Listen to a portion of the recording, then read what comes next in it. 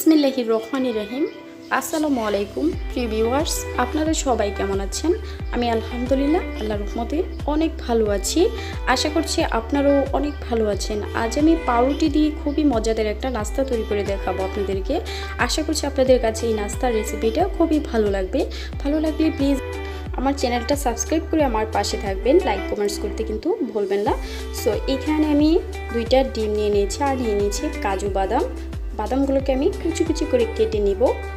So এখানে একটু তেল দিয়ে তারপর আমি প্যানের মধ্যে বাদামগুলো ভেজে নিচ্ছি। ব্রাউন কালার করে বাদামগুলো ভেজে নিতে হবে। সো ভাজা কিন্তু হয়ে গিয়েছে, এখন আমি নামিয়ে ফেলবো।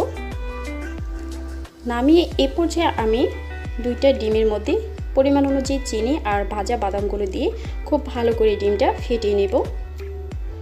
অবশ্যই খুব ভালো করে ফেটিয়ে নিতে হবে। এই নাস্তাটা ছোটো বড়ো সবাই খুবই মজা করে খাবে। বাদামটা দেওয়ার কারণে মানে নাস্তাটা খেতে আরও বেশি মজা হয়। সো আমি খুব ভালো করে ফেটিয়ে নিচ্ছি। এখন আমি এইখানে পাউরুটি নিয়ে নিচ্ছি। পাউরুটিগুলো আমি এই ডিমের মধ্যে ভিজিয়ে তারপর প্যানের মধ্যে তেল দিয়ে খুব ভালো করে ভেজে নিব।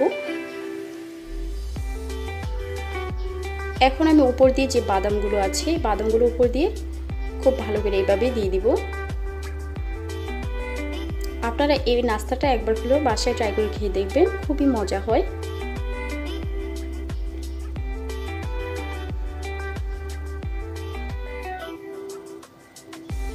আমি এখন পাউরুটিটা উল্টিয়ে দিব।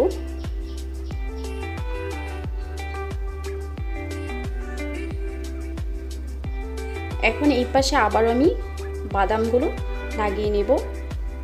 লাগিয়ে তারপর চেপে দিবেন, দেখবেন বাদামগুলো মানে পাউরুটির গায়ে কি সুন্দর করে বেজে যাবে।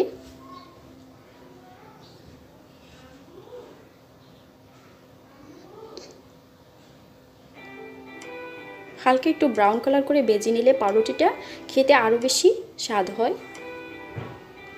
সো আমার ভাজা হয়ে গেছে। আমি সবগুলো পাউরুটি একই সিস্টেমে ভেজে নিব।